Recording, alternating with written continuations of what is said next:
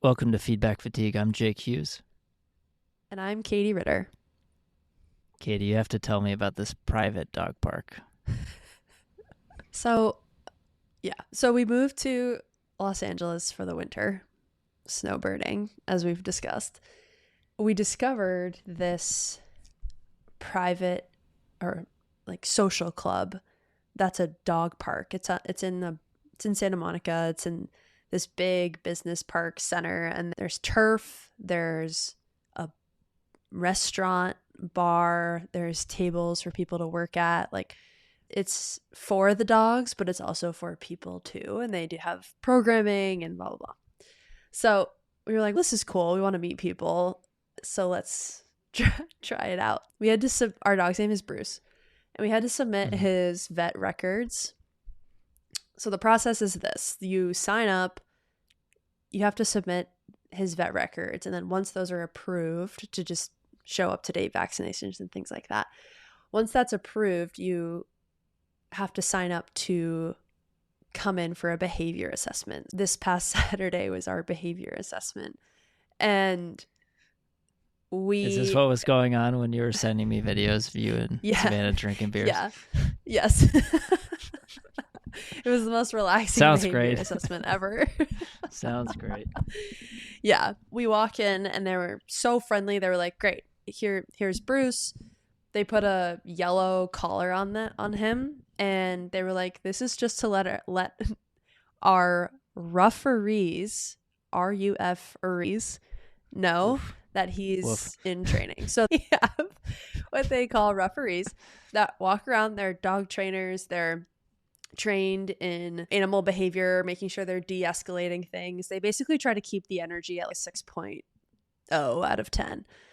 So the referees are wandering around, and so Bruce walks in and we go, and they give us a tour of the place. They were like, first drinks on us, and we just sat, and Bruce just played around, and we were a little nervous because when he gets excited, he's a part poodle, and when he gets excited, he will start humping. And so it was one of those moments where it's, do not mess this up for us, please. Get in the zone, Bruce. We are having a nice time. Don't even think about it. So he did great. And did he pass? I think, well, he didn't get kicked out. What happens if you fail? Oh my gosh, I'm not even joking. This is real. I just looked at my phone and I got an email. Real time with his test results. You're in. We never had any doubts. Your membership is officially active. Wow. There it is. He's in. Wow. Way to go, Bruce. Yeah, that was a blast. So now they have like trivia nights and things like that. So we're trying to make friends too. So is this our business idea? We start this for toddlers? And they have toddler assessment people? Uh-huh. Yep. The funny thing too, they were like, yeah, we have cameras everywhere. So, and they review referee footage. So like they go back to the game tape and see if they're like, yeah, we constantly are trying to get better and understand when behaviors escalate or how we could do better. So yeah. But for toddlers, I think a enclosed space, parks and things are open, right? Toddlers are going everywhere. But if you had a fenced in space where they couldn't escape, perfect. Why do they need to pay so much attention to the dogs? Why are they patrolling? Because there's not a ton, but there's enough like just the dog behavior energies. You don't want it to get out of control. So even if a dog is a good dog, doesn't attack, or like in certain scenarios, if there's a pack of them or energy is off, a seemingly well-behaved dog could get nervous or skittish and break out. What they look for is if a dog is playing with another one and the other dog tells him off, stop, they look to make sure that dogs are setting and obeying boundaries. And if they're not, then that's when things escalate. If a dog is, I don't want to play anymore, they let them know. And if that dog's not listening, then that is when it becomes an issue. So they look for the boundary setting. It's very fascinating. That sounds like fun. I'm glad you're making friends in LA. Yeah. Yeah, it's very fun. Anyway,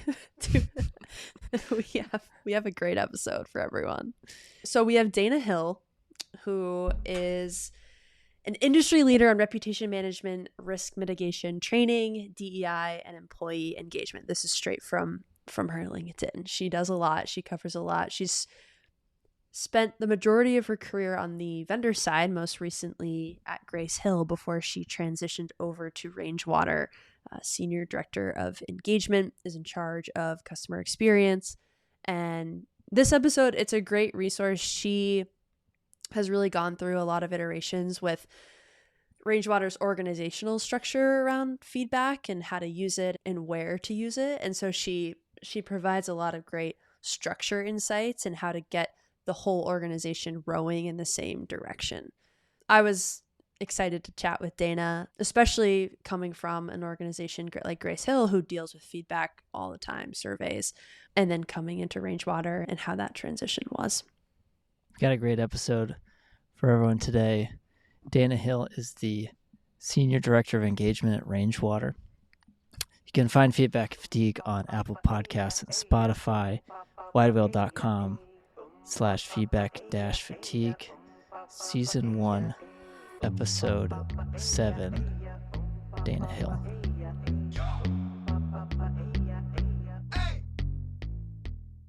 Yeah, so we've been asking everyone the same question, just to level set on where you're coming from. And I was actually excited to ask you this question because of your background and history working on the vendor side at Grace Hill and living this feedback for these years. And so the question to start out is just, what is your relationship with feedback? And it's very intentionally broad and general. And so I'm just curious to hear your initial reactions to that. I find it to be extremely valuable. I think that it is a driver for performance and for connectivity, that we are not just pushing out information and pushing out a narrative, but today, with the generations that are forming and coming, having a voice is very critical to all of us, right? All of us. But our Gen Zs really find it critical. And so, in order to be able to demonstrate that they do have a voice, we have to listen to that feedback and then apply it. Literally. Yeah, it's a great point. The generational difference is a really interesting angle, and I'm curious to dig into that just a little bit more. I do find that being given a voice and it's led to more transparency. I think that generation is looking not necessarily for perfection, but for authenticity and transparency and holding people accountable as well with that voice. And so I think there's this drive to, I don't think they're necessarily asking for a perfect 5-star experience. I think they're just asking for transparency is my take Katie, on that. Totally landed on that. I just came from GAA, and the phenomenal Virginia Love shared some stats with us. And she said that today's consumer is not looking for a 5-star. They're on average, if you're at a 3.82, then they find that the information that they're reading and receiving is credible. It's a high trust value at just a 3.82. So that just says it right there. Nobody's looking for perfection, but they are looking for authenticity. Did that number surprise you when you heard it originally? That it dropped to 3.82 actually was surprising. I had used some data from the Harvard Business Review that was stating that 4.2 was what we should be driving for. Mhm. A 4.2 score meant that you had that trustability, and companies that averaged a 4.2 star rating saw 10% higher profitability than those without it. So to see that it dropped to a 3.82 was actually surprising to me. That's a little surprising to me as well. We do find that within multifamily, the average is 3.9. So it's right around what the average benchmark for rating is. Okay. I do find that the public understands that ratings are subjective, so they don't take it so literally. Um, Anything less than 5, you avoid it looking fake and spammy. But we do find top performing groups are in the 4s typically. So that's what I think still should be a goal. I don't know about you, Katie. Thank you. Yeah. You Yeah, I agree? think you agree. Thank you, Jake, because I had leadership there too. And I was like, oh, they're going to come back and say, Dana, maybe we can pull that number down. But I'm sticking with the profitability piece.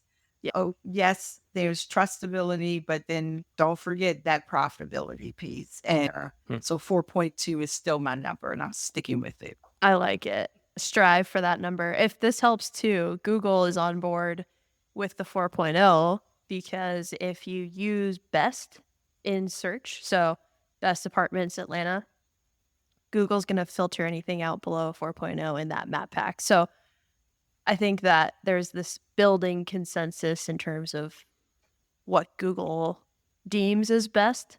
And so hopefully that helps support your 4.2 I as like well. it. Awesome. Taking a couple steps back here, Dana, what does your day-to-day look like with RangeWater? It starts with me taking a look at my data points. We also manage resident concerns that escalate to the corporate office, besides monitoring our online reputation for the entire portfolio. So I start my day with taking an assessment of what emails, what calls have escalated to my team. We also oversee our partnership with Grace Hill for the Mystery Shop program. And so I start off with wanting to just see where we are with the shops that have to be assigned out so that leadership can review those. And then I trickle into digging into analyzing my reputation data. So my review platforms that we partner with, the one review platform that we partner with, as well as taking a look at properties or scores, and then identifying which properties seem to have room and opportunity to improve, and looking at how I can be prescriptive with giving them direction on improving that performance. So working with my team on identifying those that need the love and the attention the most. And then we, at the same time, want to identify those that need to be celebrated as an example to the rest of the portfolio, that it is attainable and achievable, and it will get you on the leaderboard and get you recognition. And then for an opportunity for them to share how they can do that. I'm curious to dig into the structure that you've created because we talked a little bit about how to get buy-in and communicate success and improvement across portfolios large as yours. I'm curious just your first when you arrived at RangeWater to now, some things that have changed in terms of how you create that buy-in and structure around measuring the portfolio.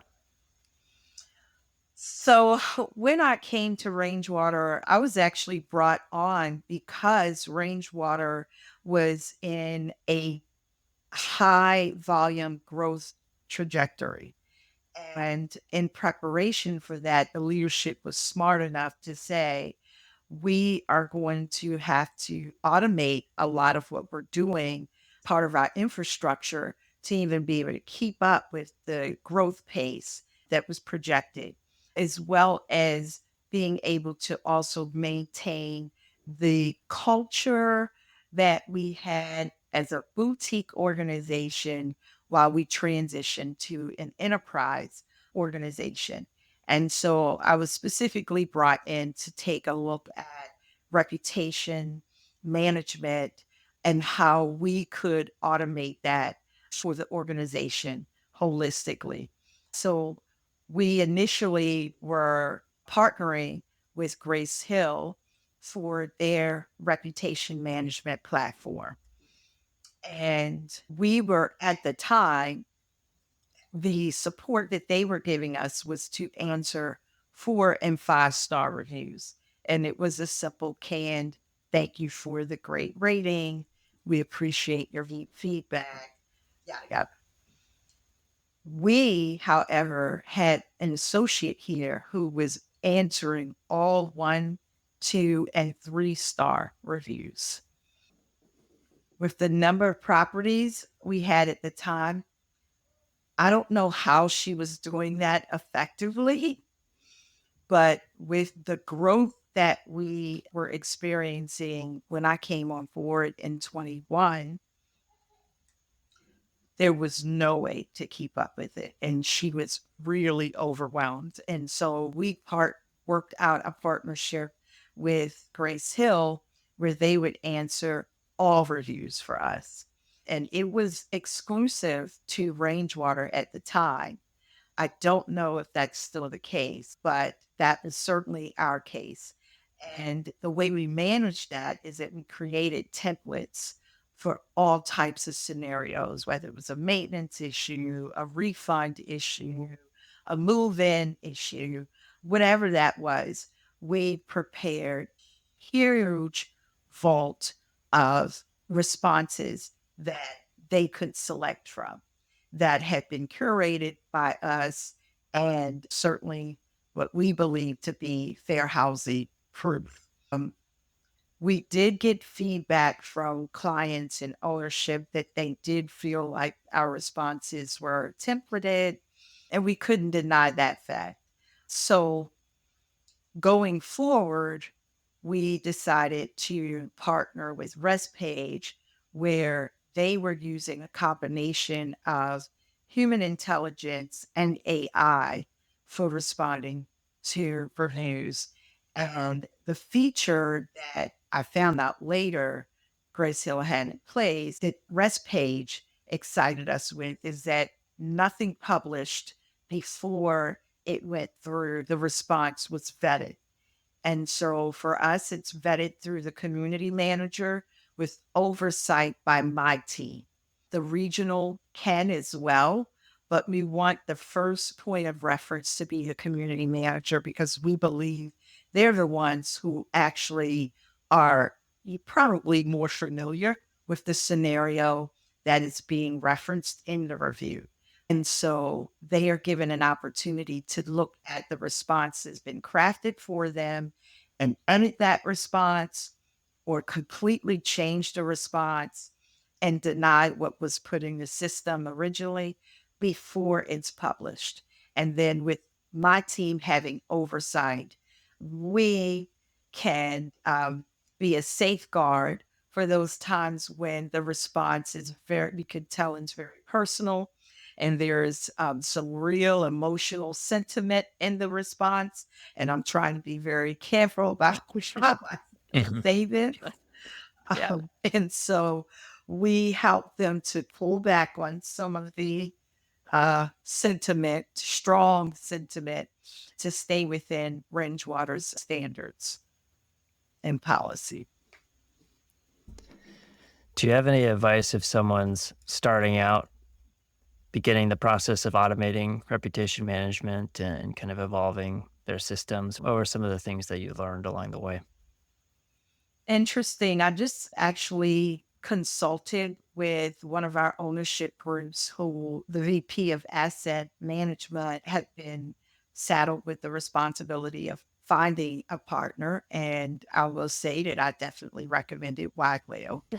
Thank So Appreciate just so that. you know, and through that conversation with him, I did say you want to vet multiple partners. You want to look at partnerships that certainly, first of all, you need a partnership with this.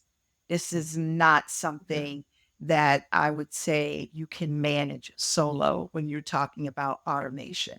So the very first thing is finding a partner. And through that, having multiple partners, but beforehand, having a sense of what you want to accomplish. What is the volume that you need to manage? What do you have a goal of getting from a certain rating today that you're sitting at to a rating that is a goal that you want to achieve? And then ideating on how do you get there? What are some of the areas of concerns or opportunities, rather? I like to look at it as opportunities for performance improvement that can be trained across the portfolio so that it is reflected in your reviews and your surveys. And so having that standard set and then making sure that the partners that there's some alliance on core values, and those values as it relates to FCC regulations. To you, is this a partner that's going to stay away from gaming? Is this Mhm. a partner who's going to stay away from incentivizing for reviews in a manner that is not going to be received with Google? And so having those standards in place, and then obviously having a budget number in place, and then somebody that's going to be able to help you and assist you with feedback, assessing that feedback. I think that's one of the most critical parts to finding a partner. And one of the pieces that I think companies are getting on board with, but not a lot of companies are doing that today. And White Whale is certainly one of them that's doing that. And I would say Jay Turner is probably the other company that I see that is using AI as well as human intelligence to analyze the data and sending it back to us in digestible, actionable formats. Yeah, I think that piece of it we're obviously interested in solving as well. And I think, like you mentioned, and I am curious how your relationship with operations has developed a little bit with some of this feedback. And when you see your communities and you see their aura scores, let's take the ones that are struggling a little bit. How much do you dig into, okay, yes, we could get more we could try to get more 5-star reviews here, but at the end of the day, delivering a great experience is going to result in that great feedback online. So I'm curious, like, how you're digging into the operational side of this and using some of that feedback to affect change on that side of the house as well. So first of all, I'm on the ops team. Great. Love it. Leadership was smart enough to say, pull Dana out of the experience team and bring her over here with operations. And operations leadership decided to set KPIs around what my team and I are delivering on behalf of RangeWater. So they are not only measuring performance on a consistent cadence with report cards that are visible through the entire organization, as RangeWater is a fully integrated real estate company. So we have our own construction department. We have partners that just use us for investment opportunities. And then additionally, we fee manage as well as manage our own developments. So being a fully integrated real estate house, we collaborate across all departments. And I am able to take those metrics that we are using around the KPIs, and it's a full ecosystem that we're taking a look at not only how's your review scores, how are your mystery shop scores, but we are also looking at the property specific performance around occupancy, move-in, maintenance, turnaround, and then the development of the property, how we are developing the property. We are not only just looking at creating places that redefines community, which is a mission of ours and what we believe in, but we are also looking at generation the generations that are coming in to wanting to get their first home. They are looking to spend more time in the home. So we're finding that a lot of them are doing more remote work. So how are we developing our communities to support that kind of lifestyle and that transition? All of that is taken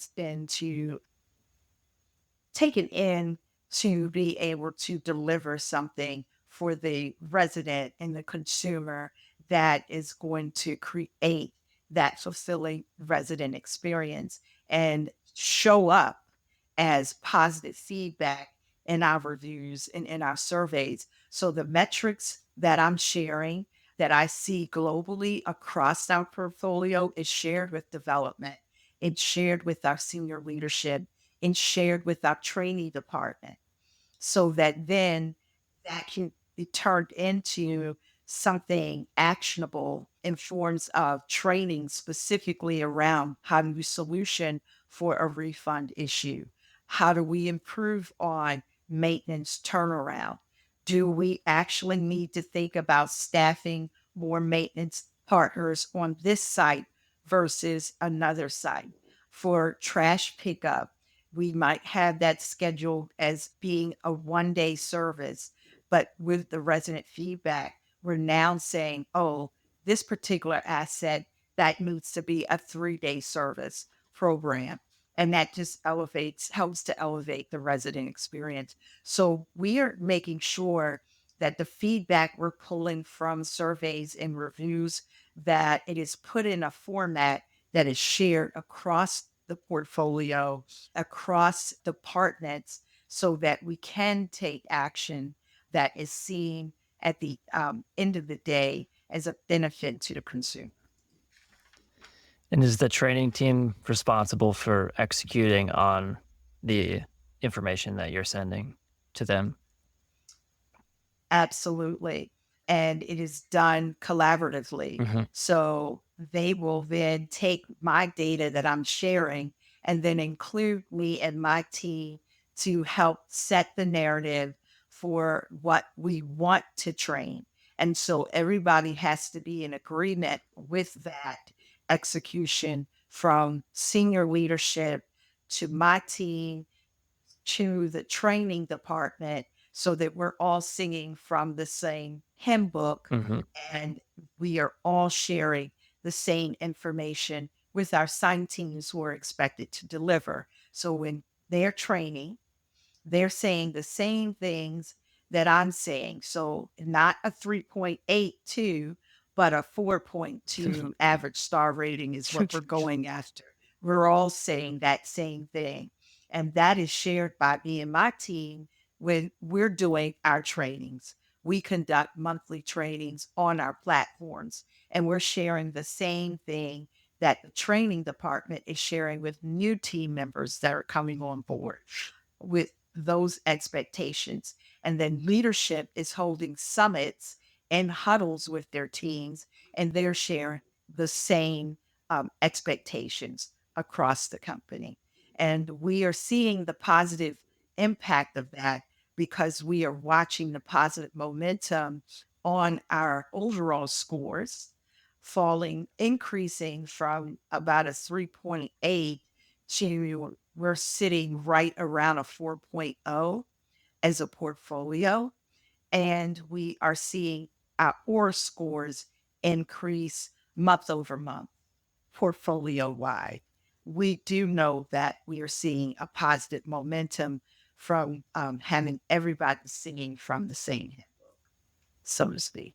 I love that analogy. And getting everyone moving in the same direction is such a challenge. And especially when you're fully integrated, you have all of your different departments. You also do some fee management. So you have clients to answer to as well. And I think I love how your metrics that you're discussing are portfolio wide, that this is not, yes, they're individual communities, but I think sometimes we are focused on just the individual community sometimes. And when you get everyone going in the same direction and look at aggregate results, then you start to get that buy-in, because it's not, oh, I'm calling out Jake's community over and over again. It's, hey, let's celebrate everybody's success. We're moving in the same direction and looking at this aggregate data, so that it's not the end of the world. You get one-star review. We're not going to harp on that. We're going to get better as a whole. We're going to take these larger trends and train everybody versus just trying to call out a couple individual performances. And look, we're good at hiring. We Yeah. hire the most talented in the industry. So to bring them in and welcome them, but then beat them over the head because we haven't provided them with the resources and the tools to be as successful as they can be is counterproductive. Mhm. We want to say, first of all, we trust you. And if we are not seeing the property performing to standard, that means that there's something that we haven't provided. There's a resource, there's a tool, or we've not been clear on how to activate those resources and tools. But we're going to come around you and support you in that effort. And at the end of the day, if we find out that you're just completely not bought in, well, then that's a different conversation. But generally, what I find is there's just a miscommunication somewhere. There's just a gap somewhere in the understanding. And so, my current book that I'm reading is The Gap versus the Gain versus the Gap. And so, I'm leaning into the gain. What do we need to do to close that gap to get you in the game? And most of the time, it's some more training or clarity or understanding around why we've decided to make this an expectation. 100%. I am curious how often you're socializing this information. Is it weekly, monthly, quarterly? Is there some sort of cadence where you've let enough feedback accumulate before you're communicating that to the team? So it's being communicated monthly. And I'm glad, Jake, that you are giving me a chance to go back to this. We actually have a BI tool that enables us to have a scorecard for each individual community. And then we have an intranet where we have a title that is called the Reputation Management Toolkit that lives on our intranet so that anyone can access this information at any time. So the BI tool actually shows the scorecard for each individual property, and it's measuring all of the KPIs, not just reputation, right? But all of the KPIs that we as an organization has deemed valuable and important to us to assess on a regular monthly basis. And then you can actually go into our reputation management toolkit if you're wanting to be specific around reputation. And after you've seen your scores, if you feel like you are not pleased with those scores, then the toolkit empowers you as an individual to be able to go in and see what resources are available to you to help you improve those numbers. And then additionally, we offer training twice a month around the reputation partner platforms that we use so that it is mandated for those properties that are performing below this KPIs, but it is welcome for anybody who just wants to come in and refresh on how they can improve their performance. Have you found anything particularly impactful to incentivize community teams to drive action? Oh, having these KPIs tied to your bonus Yep. Nailed it. The almighty has dollar. moved the needle. Oh, wait. This isn't just Dana saying this is important because this is the way we attract top talent to the organization. This is the way we grow as a company because investors are looking at our reputation holistically and deciding if they want to partner with us based on that. And oh, by the way, this is also the way we attract quality customers, heads on beds still. I've been singing that since I joined the company. Some people feel my passion and they join in. But I will tell you, since the KPIs have been rolled out for 2024, I have had way more buy-in than just me being on my soapbox and trying to evangelize everyone. I'm evangelizing, but their pockets are also swelling because they are partnering and buying into this. And then they are seeing the outward benefit when they apply the teachings and they apply the expectations of creating fulfilling experiences and creating and redefining community. When they apply that in real life and our core values, they are seeing that their jobs are easier, residents are happier, and that's reflected in the surveys and that's reflected in the reviews. But the key factor to getting this buy-in is tying it to bonuses. No question. I think the fact that you also have these KPIs readily available at any time, too, which is amazing in terms of transparency and knowing exactly where you stand and then saying, hey, here are the resources to get better. Like that loop of just being able to access that information at any time and know how to do that is, I think that's fantastic and a great nugget to just, yeah, this isn't a one-time report every month. This is something that you're going to be able to see at any second and can get better so that when the bonus time or the compensation hits, nothing is surprising and it's really clear and transparent. So Thank I you, love that Katie. piece. Yeah. We're really proud. We are Yeah. really proud of it. And I think the move of taking me from the experience team and putting me on operations has really been impactful. Awesome. Thank you, Dana. This was great. And I feel like I learned a ton in terms of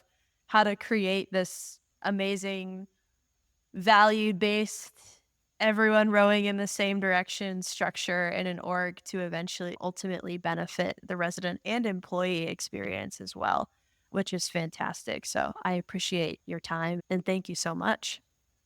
Well, thank you. And I'll say we are learning together because there are things that I've gleaned from you all just in our communication and the resources that you share. I take it as a great value asset for me to be able to have access, even with us not partnering with you today, that you guys would be generous with those resources. And I'm applying those things that I'm learning from you guys being so open. And so it's mutually beneficial. Appreciate Thanks so that. much for joining us. Appreciate it.